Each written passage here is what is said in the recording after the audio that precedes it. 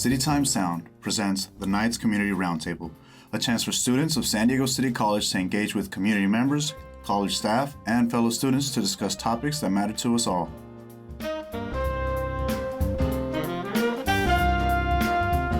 Alrighty, welcome to the Knights Community Roundtable on City Time Sound, where your voice is heard. I'm your host, Andrea, and today we have an exciting guest. Our acting coach, Katie Rodda, is here in the studio. Welcome. Thank you. Thanks for having me. So glad to have you. A lot of exciting things happening in the drama department. Yeah. So we have a lot going on here at City College, and I can't wait to hear what's on your mind. So for those of you that are just joining me, I'm joined by Katie Rodda. She's a professor of dramatic arts here at City College, downtown San Diego, and she's also the co-chair of the Visual and Performing Arts Department. Is that right? That's correct. All right. And how long have you been here at City College? Oh, gosh. I started as an adjunct in 2000, so that's 24 years. I became a full-time professor in 2007, and then I took over as co-chair of the department, I want to say 2015. Okay. So a lot of experience downtown San Diego, a lot of performance, a lot of acting, a lot of working with students who are just getting started. Yeah. So tell us a little bit about the classes that are offered here in the drama department and maybe a little bit about which ones you like to teach and which ones the students love. Yeah, okay. So every semester we offer Introduction to Dramatic Arts, which is our sort of overview class. It's a little bit of history, a little bit of playwriting, a little bit of acting, a little bit of everything, a little bit of Shakespeare, a little bit of, everything. And that fulfills a lot of requirements. We get a lot of non-majors who take that class. It's required for our majors, but also we have a lot of people who just want to check that box for the arts credit. And then we offer a class called Study of Filmed Plays, which is the same kind of thing, where we look at movies that were made into plays or plays that were made into movies. So, for example, I always do Angels in America, which is a Pulitzer Prize and Tony Award-winning play that came out in 93 and 94. So we look at that, and then it was made into a movie in 2002. And we also do, Zoot Suit, the very famous Chicano play that was filmed in 81, and it was performed on Broadway in 79. So I kind of look at the relationship between the two of those, between those two medias. And then I teach playwriting, which I love. I'm new at teaching playwriting. This is about my fourth or fifth year, I think. I started during COVID. And it's all done completely online. And it's really great because the students just get to write what they care about and get to write some really interesting stories, really interesting scenes. And then we produce a new play festival every spring. And a lot of the students who have written plays in my fall class come back and submit their plays for inclusion into the festival. And if they get selected, then they get to have their plays done, which is really exciting. Wow. So you can actually get started. You can write and get your pieces performed in one semester? Absolutely. Yep. So those are the ones that we offer every semester. I also teach acting for film and TV, which is where I met you, Andrea. And that class we offer every other spring. So we offered it in spring of 2024. It'll be offered again in spring of 26. And that's a cool class because I think a lot of people come into they have a misconception about how easy it is to make it, I'm using quotation marks here, in the business. And I sort of break that down and say, okay, yes, some people are plucked from obscurity, and a lot of people do a ton of work, and they spend years doing everything they can to make themselves the most castable. And then if they're lucky, then they get that audition and they get to work. They get to be a working actor. So we spend a lot of time in front of the camera. It's a performative class. We are really lucky to be able to use the TV studio at City College.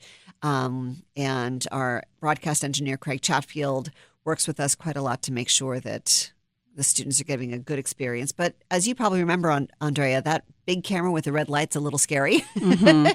So we offer that class. I love teaching that class. So students are literally in the broadcast studio? Yeah, they are in the TV studio. Yep. Is there a green screen in there? Or There is. For this class, we don't necessarily use it because it's not about effects. It's about acting. So I really kind of strip it. I teach it in many ways the same way that I teach my beginning acting class, which is done for the theater, which is geared toward theater, I beg your pardon. And I do there's a lot of overlap, but there are still some differences between the two. And then I also teach acting class, which I love. I teach 2 levels of acting. I started a new class a couple of years ago, which is musical theater history. And that's offered every other year as well. So it'll be offered again in the fall of 26. Nope, 25. What are the Fall of benefits 25. of learning about the history of theater? Does it make you a Oh, better actor? I think so. I think it really does. And I think that it's just nice to know where this art form originated from. We always tell actors to focus and learn at things outside of what their narrow interests are. And if they know a little bit about how musical theater or theater history in general has changed over centuries, then it makes them that much more knowledgeable, makes them that much more conversant in the language, conversant in what they're talking about. If they just know that history, that's pretty great. So yeah, those are the classes that I teach. Okay. Yeah. What about student favorites? What is it that students tell you that they absolutely loved? Students tell me after the fact in the playwriting class, because there's a lot of writing in that class. It's got the word writing in the title, so of course there's going to be a lot of writing. They tell me after the fact that was a really great experience because some people have no experience writing, and it's kind of cool to get to go from zero to a 10 or 15-minute play. Because if they tell them the first week of the semester they're going to write a 15-minute play in December, they're like, no way. So it's kind of great to have that build up to it. Mm-hmm. And then, my acting classes, a lot of times we have majors. It's a required class for our theater majors, but it's also people who just maybe they want to take a class that's outside of their major. Maybe they've got all science classes and they want something a little bit different to sort of have that use the other side of their brain. Or maybe we have a lot of students who did theater in high school and middle school and want to come back to it. And so that's kind of cool. So we get a whole range of students in there. And it's always, in many ways, for those students who really have no interest in producing and becoming professional actors, it's just kind of fun for them to have a bit of a break. Mm-hmm. I know so many people that are kind of stressed out. They're studying something pretty hard. Yep. I know personally when I took your class acting for TV and what was it called? Acting for film and television. Thank you so much. You did a really lovely job at putting us at ease. You started kind of simple, and then it got like gradually more and more bold, so that we just kind of like worked into this, kind of got rid of some of our nervousness, and we were able to pick our own scripts. And what I thought was interesting is like, say you loved a particular episode of The Office or Seinfeld, you can literally Google and get that script. Yeah. And I thought that was interesting, so that if there's a particular joke that you thought was funny and you just want to be Jerry Seinfeld, or you want to be Phoebe on Friends, and you can actually reproduce that, and that was kind of fun. Yeah.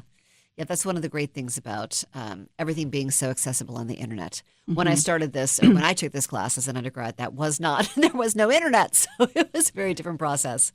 Yeah, that was also kind of fun about your classes. You talk about the change in technology and also joke about it. Yeah. Yep. Yeah. Yeah, things have changed quite a bit. Actors used to get 8x10 headshots, black and white, because that's what was available and that was what people would do. And so you would go to a photographer studio and they would get their roll of film, roll of 36 pictures, and then you would get a proof sheet with 36 small pictures on it. You would take your loop, which is a magnifying glass, and you would look at them and try to figure out which you wanted, which was the best one. And then hopefully that was the one you would use, and then you would get that printed. And that was how we did stuff. And now everything is just completely electronic, which is great for the environment, and it's just so much faster. Mm-hmm. So that brings me to a little bit about how the changes in the audition process. You used to drive to LA. I did a couple of times, yeah. And there were some benefits to that. And Sure. then what are some of the changes in the audition process? Well, COVID allowed us all to learn about how we can do a whole lot more online than we thought. Years before, everything had to be in person, and then suddenly we realized that was not a possibility. And so the art of self-taping became very important. And in fact, when I teach acting for film and TV, since COVID, we always do a self-tape exercise because I want people to have that experience because they're not going to get, that's what the industry in many ways asks for. If you go on any of the audition sites like Backstage or LA Casting Central or Central Casting, I think in Los Angeles, these organizations will post what they want and what they need for your audition. And probably 9 out of 10 times, it's sent in a self-tape. And they'll give you parameters, 1 to 2 minutes, read these lines, blah, blah. And so actors have had to become technicians as well. And you want to make sure that your studio is good, that you've got good lighting, that you've got a good setup, that you don't have a distracting background, all that kind of stuff. And I think that especially during COVID, I'm assuming that casting directors gave people a lot of grace, knowing that people were might have had their kids next door screaming, or they might have had, the weed whacker comes out while you're in the middle of doing your audition and suddenly there's noise, or the lighting may not be perfect. But I feel like now my hunch is the casting directors are more, the expectation is that it's going to be professionally done. It's going to look pro. Do you find that some of your younger students who have been on their phones for the majority of their life are better at the self-tape, or is that just an assumption? That's a great question. I think that they're more technically savvy.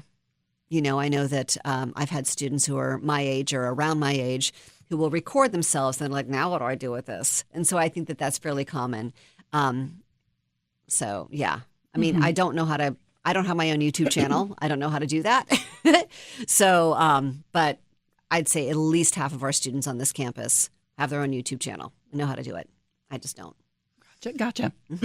Let's talk about what's happening on campus. Sure. A little bit about the theaters that are here. Yeah. Tell us a little about the actual facilities and what are some of the plays coming up here in the fall. I would love to talk about that. So we're really lucky here at City College. We're located in downtown in the East Village. We are very much, the East Village is one of the most rapidly growing areas of town. At least it was before COVID. I think that kind of set us back a bit because a lot of our unhoused neighbors migrated to this part of town. But I think that's where the politicians say they're working on ameliorating that situation. But downtown San Diego is a really vibrant community. We have two theaters here. We have the Seville Theater, which is named after Professor Lyman Seville, who was here during the 70s, 80s, 90s, I believe. I didn't ever meet him, but he was legendary around City College. So they named the theater after him.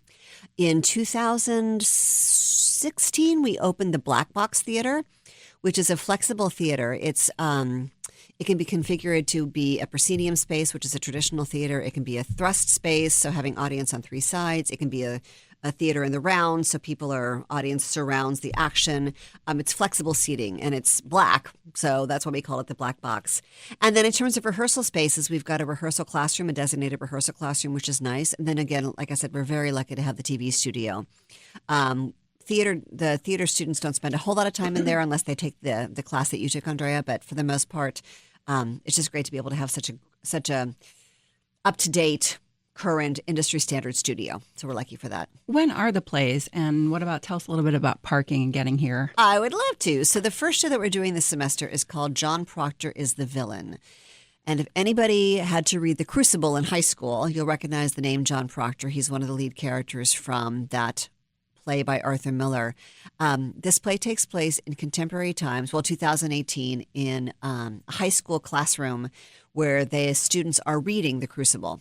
And it dovetails a lot about with the Me Too movement. There's two situations, one off stage and one on stage, where we learn about a male figure taking advantage of a female figure. And it ties into the idea of the witch hunts, which is what happens in The Crucible. The Crucible takes place in 1600s in Salem, Massachusetts, where people were accused of being witches and then hanged. So that's where the phrase witch hunt came from. And so this play sort of resonates with that and sort of responds to that in a really contemporary, wonderful way. We opened that play on, I have this right here, I should have this information, October 4th, and we run through October 12th. And what's it called again? John Proctor is the Villain. It's by Kimberly Bellflower. And tickets are available if you go to our website at citycollegetheater.com. And theater is spelled Theatre.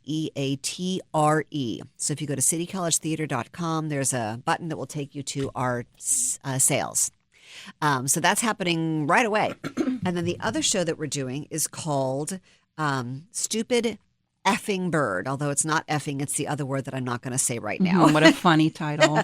Yes, and that one is a riff on the play by Anton Chekhov called The Seagull, and that's the stupid bird that they're talking about.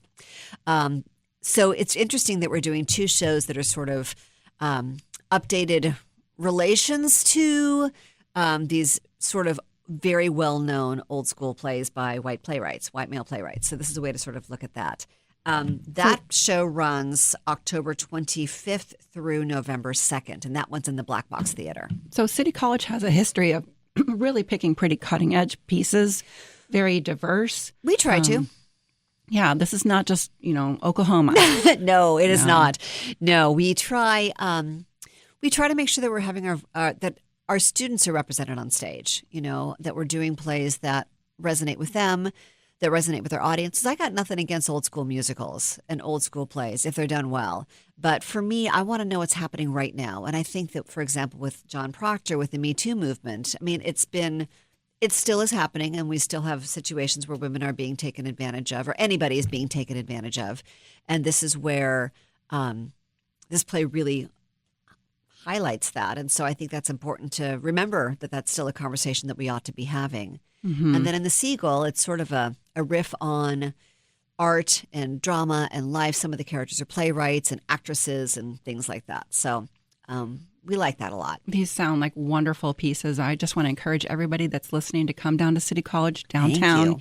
Yeah. East Village, experience some of this hands-on, cutting edge. Also, they're going to be fun too. There's some I funny think so, moments. yeah. Right? I mean, they're not all doom and gloom. Both of the plays are pretty funny. I mean, there's some serious themes, but they are funny, I think. And there's some swearing and smoking? Well, in Stupid Effing Bird, yes, there is some swearing. Actually, in John Proctor, there's swearing as well. I don't know if they smoke in Stupid Bird, but they eat and they make a smoothie. Mm-hmm. So there's that. So how do you coach an actor to swear and smoke? Well, Assuming they don't swear for the and most smoke. part, they usually, I don't really have not run across many students who are uncomfortable with the swearing. Some of them might have to kind of wrap their heads around it, but we have a lot of rehearsal time to ramp up for that.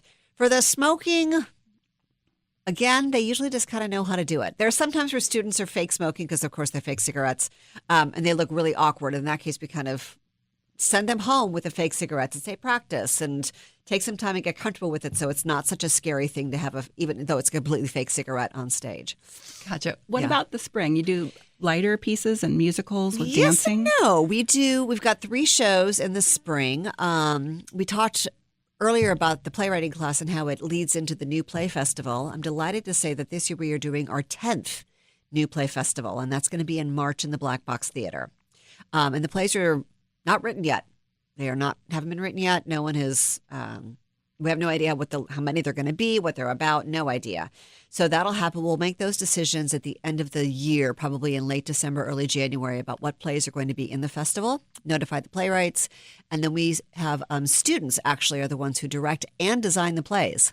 So for me, I'm producing that. I'm mostly just like corralling the students and making sure that they're all doing what they need to do and giving them the resources and the help they need. Okay, so students get to write plays in the script writing class, and they get to audition their script and then have it produced the same in the spring semester. In the spring semester, yeah. The playwrights don't get to direct their own plays. They have to turn it over to a director, which is the standard practice in theater. But yeah, we started using student directors a few years ago, and it's been really successful and a really great experience for the students. And they also are just student designed for the most part. The costumes, at least, are designed by students. So that's fun. Wow. Yeah. And then later in the spring, in April, my colleague Kate Stone, who is also directing Stupid Bird, is directing a musical called Spring Awakening, which is, it won the Tony Award in early 2000s. But it takes place at the turn of the century going into the 1900s in Germany. It's based on a play by Frank Wedekind, which is about a group of teenagers who get bad information from their parents because of the repressive times, and tough things happen to these kids. Yeah, it's a beautiful play. The music is by Duncan Sheik, if you know his music. It's a really dynamic play, and it's definitely has adult themes as well. Duncan Sheik, tell us about him, his music. He's a pop composer. He had a big hit in the early 2000s called Barely Breathing. I'm not going to sing it for you, but you'll probably recognize it. And he collaborated with Steven Sater to write the songs for it. And it's really dynamic because it's also very, the characters are wearing costumes and the scenery is of early 1900s, but then they all sing like rock. It's rock music, and they're singing like with handheld microphones. We are going to play that song for you. Oh, great. Coming up. Okay, great. So that's really exciting. And I should say that auditions for that play are happening in December. I can say December 9th is when those auditions are. And anybody is welcome to audition. This is awesome. So Yeah. Katie's just thrown out a whole bunch of dates, Mm-hmm. websites, Mm-hmm. where to be, where to go, and I'm going to summarize all that for you Great. here. Just kind of like what you need to know if you want to join. And so if you were going to, recruit some people who were just looking to get a little stress relief from their harder classes and they just wanted to have some fun and come down and play, what class would you recommend for them? I don't know. I would say the acting class is a nice sort of opportunity to exercise the left side of your brain, the creative side of your brain. That's always kind of fun. The acting classes are good. If you're interested in writing, the playwriting class is a lot of fun. I do have one more show to plug. Can I plug my last show? Please do. In May, we're producing a play called Fade, which is a 2-character play, bilingual play. And this is really cool because I am co-directing it with Jessica Bravo, who is a former student. And she was my assistant director a long time ago here at City College. She went off and got her degree at UCSD, and she is a director and a stage manager. And so I approached her about co-directing this piece with me. And this is a play that takes place in the office of a TV studio executive, or I guess junior executive. And the two characters are Lucia, who is that character, and then Abel, who is the janitor who cleans her offices late at night. It's a really cool play. It's about it sort of comments on the TV industry and about identity and about where you're born and where you're raised and things like that. And auditions for those shows are going to be in February. And that play is called Fade. It's by Tanya Saracho. If you know her, she's the showrunner of the TV show Vida. She's written on How to Get Away with Murder. She's a really fantastic playwright. Wow, this is fantastic. And that play is kind of bilingual. In Spanish? Spanish, yes. Mm-hmm. And Jessica is bilingual in Spanish, so that's great. Wow.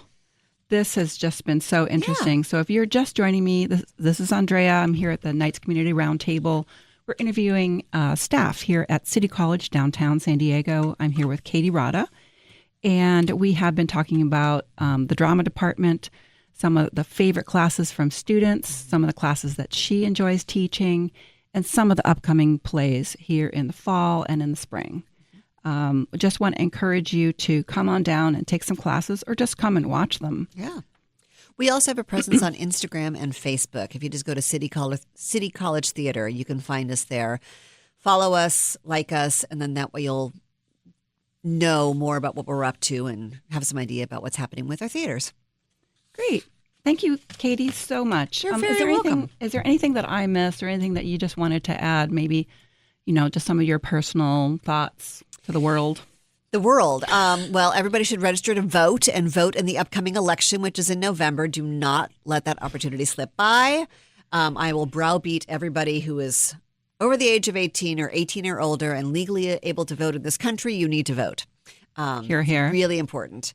I'm going to leave you with that. Also to say that I've always felt really fortunate to be here at City College. I love the students.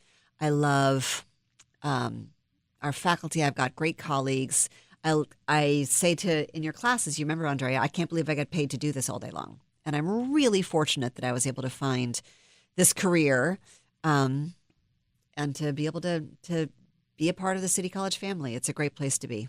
Oh, thank you so much for joining us. My pleasure. So the Knights Community Roundtable is brought to you by the students of City Times Sound, a partner of City Times Media. CTM is an award-winning student-produced TV and digital news programming, magazine and radio and podcast. Also indie film, all on one platform at San Diego City College. City Times Media offers hands-on experience for students using new and emerging technologies in state-of-the-art facilities like this radio station that we're in. Yep. To learn more, visit citytimes.com.